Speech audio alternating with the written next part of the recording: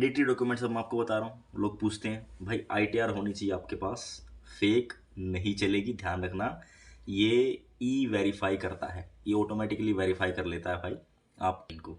Georgia की जो embassy सबसे स्ट्रॉन्ग मुझे इस उसमें लगी यार कि ये जो इलेक्ट्रॉनिकली वेरीफाई कर लेते हैं आपको डॉक्यूमेंट्स, आपका आधार कार्ड भी ई वेरीफाई करता है और आपका आईटीआर भी ई वेरीफाई कर लेता है। ये लिखी हुई है, लेकिन ये 20 यूएसडी नहीं है, इट इज़, मैं आपको एक बार दिखा दूँ तो ये देखो, तो ये 20 यूएसडी नहीं है भाई, ये $20। Hello friends, welcome back to the channel. मैं रोबिन धीमान आपका स्वागत करता हूं। और भाई इस वीडियो में हम बात करेंगे जॉर्जिया के ई वीज़ा के बारे में। ठीक है, आप लोगों की बहुत सारे मैसेज आते हैं, कमेंट भी आते हैं, और बहुत सारे लोग पूरा प्रोसेस भी जानना चाहते हैं, प्रोफाइल भी जानना चाहते हैं। तो बहुत सारी चीज़ें हैं जो मैं आपको इस वीडियो में शेयर करूँगा। And today we got 2 visas.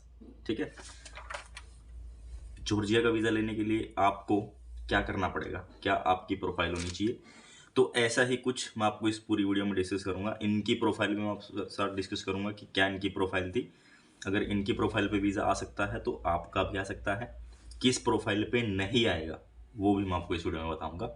तो वीडियो पूरी देखना आप, और इसको अच्छी लगे तो शेयर जरूर करना। हाँ तो फ्रेंड्स, वीडियो स्टार्ट करते हैं। इस वीडियो में बात कर रहे हैं भाई जॉर्जिया के ई वीज़ा के बारे में।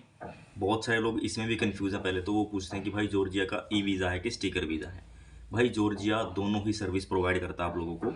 E visa service one of the best option, और जो स्टिकर वीज़ा है, स्टिकर वीज़ा का प्रोसेस भाई सेम प्रोसेस है जैसे आपको एक शेनिगन वीज़ा लेना पड़ता है, तो प्रोसेस वो दोनों का सेम है। आप ये चीज़ भी ध्यान रखना, अगर स्टिकर वीज़ा के लिए आप जा रहे हैं उसका प्रोसेस अलग है। जैसे आपको अपॉइंटमेंट बुक करनी होती है, आपको डॉक्यूमेंट रेडी करने होते हैं, then you have to go to VFS, वहाँ पे सबमिट करना होता है, देन आपको वीज़ा मिलता है। ये प्रोसेस है जॉर्जिया का।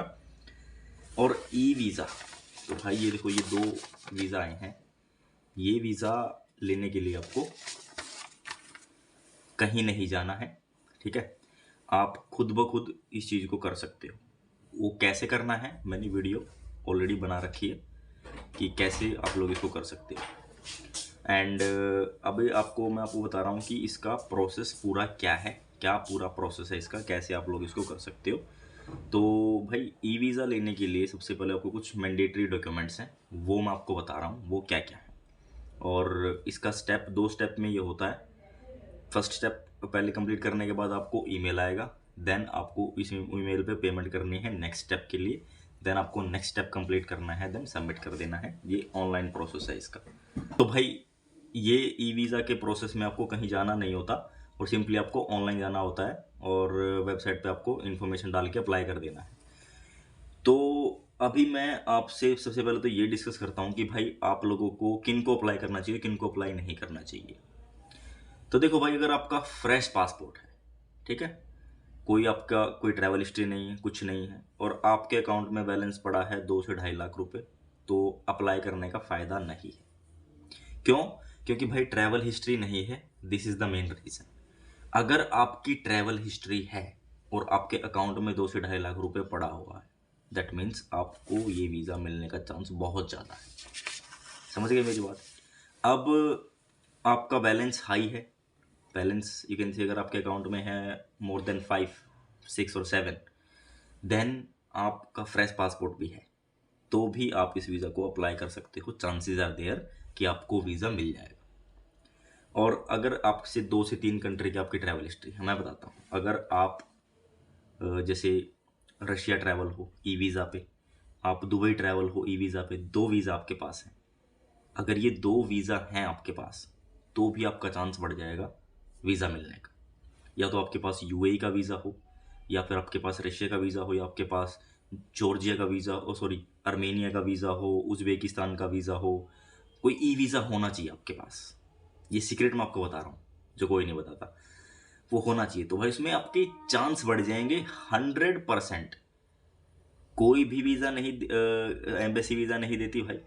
ये जो, हाँ, आपने सुनते हो ना कि हमने ये करवा दिया वो करवा दिया, सिर्फ और सिर्फ गैसेज होते हैं, एक्सपीरियंस होता है, दैट्स इट। इसके अलावा ये कुछ नहीं होता, 100% कुछ नहीं होता भाई। हाँ, अगर आपके पास ये डॉक्यूमेंट हैं तो चांसेस आपके बढ़ जाते हैं वीज़ा मिलने के। इनके केस में क्या था वो भी मैं आपको आगे वीडियो में बताऊंगा कि इनके केस में क्या था। तो भाई देखो, अगर आपके पास ये चीज़ें हैं, या फिर आप कहीं ट्रैवल्ड हो, जैसे आपके पास कोई स्टिकर वीज़ा लगा हुआ है, किसी भी कंट्री का। जैसे थाईलैंड का भी स्टिकर वीज़ा मिलता है, लाओस कंबोडिया का भी स्टिकर वीज़ा मिलता है ना, और आपको रशिया का भी स्टिकर वीज़ा मिलता है, या फिर और कोई सी कंट्री जैसे चाइना है, चाइना का भी स्टिकर वीज़ा मिलता है। तो अगर ये वीज़ा आपके पास हैं तो भाई जॉर्जिया का आप डाल सकते हो। जॉर्जिया का फिर आपके चांसेस हैं कि आपको वीज़ा मिल जाएगा। और जॉर्जिया भाई आपको पता ही होगा यूरोपियन यूनियन में है, and chances are very good कि इन फ्यूचर ये शेंगन में ऐड हो जाए। अभी नहीं है लेकिन शेंगन में इन फ्यूचर में हो सकता है, because culture is same and traditional everything is same. So आप इसको कंसीडर कर सकते हो इस तो अभी मैं आपको इन कपल का जो है वो बता रहा हूँ कि इनकी क्या प्रोफाइल थी जिनके बेस पे इनको वीज़ा मिला। तो भाई इनको एक्चुअली में वीज़ा मिला है इनकी प्रोफाइल पे जो ये सक्सेना साहब हैं, इनकी भाई travel history Thailand and one more country, सिर्फ इतना ही था, कोई ज़्यादा कुछ नहीं था। और जो इनके पार्टनर हैं इनकी भी ट्रैवल हिस्ट्री सिर्फ और सिर्फ मालदीव्स की थी। इसके अलावा कोई ट्रैवल हिस्ट्री, ना कोई ई वीज़ा था, ना कोई स्टिकर वीज़ा था, कुछ नहीं था इनके पासपोर्ट पे। लेकिन इवन देन इनका वीज़ा आ गया है भाई। तो भाई अगर आप कपल हो, कपल को अगर वीज़ा चाहिए तो आप डेफिनेटली हमसे कांटेक्ट कर सकते हो। हमसे कांटेक्ट करने के लिए आपको क्या करना पड़ेगा, ईमेल सॉरी आपको इंस्टा पे फॉलो करना पड़ेगा, मैसेज करना पड़ेगा, वहाँ पे आपको सारी डिटेल्स मिल जाएंगी। देखो खुद तो हर वीडियो में आपको बोलता हूँ तो, लेकिन बहुत सारी चीज़ें, क्योंकि भाई इसमें पेपर वर्क जो है बहुत ज़्यादा होता है, और अगर आप ये चीज़ खुद ब खुद करो तो कन्फ्यूज़ आते हो। अगर आपको एक्सपीरियंस नहीं है तो इस चीज़ को फिर आप अवॉइड कर सकते हो। और इसमें भाई मैंडेटरी डॉक्यूमेंट्स मैं आपको बता रहा हूँ, लोग पूछते हैं भाई ITR होनी चाहिए आपके पास, फेक नहीं चलेगी, ध्यान रखना। ये ई वेरीफाई करता है, ये ऑटोमेटिकली वेरीफाई कर लेता है भाई आपके पैन कार्ड से, प्लस आपके पासवर्ड आपको देना पड़ता है भाई इनको। जॉर्जिया की जो एम्बेसी सबसे स्ट्रॉन्ग मुझे इस उसमें लगी यार, कि ये जो इलेक्ट्रॉनिकली वेरीफाई कर लेते हैं आपको डॉक्यूमेंट्स, आपका आधार कार्ड भी ई वेरीफाई करता है और आपका ITR भी ई वेरीफाई कर लेता है। अगर ये दोनों चीज़ें आपके पास हैं, ये भी आपका एक प्लस पॉइंट है भाई। तो फेक इसमें नहीं चलता, फेक डॉक्यूमेंट नहीं चलेगा इसमें बिल्कुल भी, और इसको एक्सेप्ट ही नहीं करेगा। आपकी बैंक स्टेटमेंट भाई, आप फ्रॉडलेंट नहीं कर सकते उसको, आपकी बैंक स्टेटमेंट ओरिजिनल लगेगी और बैंक से वो वेरीफाई हो जाती है ऑटोमेटिकली। तो बैलेंस जो होता है भाई वो मेन चीज़ है जॉर्जिया का वीज़ा लेने के लिए, ठीक है। तो ये चीज़ भी आप ध्यान रखना। तो ये कुछ ऐसी चीज़ें हैं भाई जो अपने एक्सपीरियंस के हिसाब से मैं आपको बता रहा हूँ, क्योंकि we use to do the cases, and उसके एक्सपीरियंस के हिसाब से मैं आपको ये सारी चीज़ें बता रहा हूँ जो आप लोगों के काम आएगी। तो ये वीज़ा आपको मिल सकता है भाई, कोई ज़्यादा बड़ी प्रोफाइल नहीं चाहिए, जैसे मैंने बताया कि नॉर्मल आपके पास ये हो, अगर नहीं है तो आप इसके लिए ले सकते हो, कोई बड़ी बात नहीं है। एंड सेकंड चीज़, आपका बैंक बैलेंस भाई, अगर आपके पास 3-3.5 का बैलेंस है तो क्वाइट गुड, अच्छा है, चांसेस अच्छे हैं।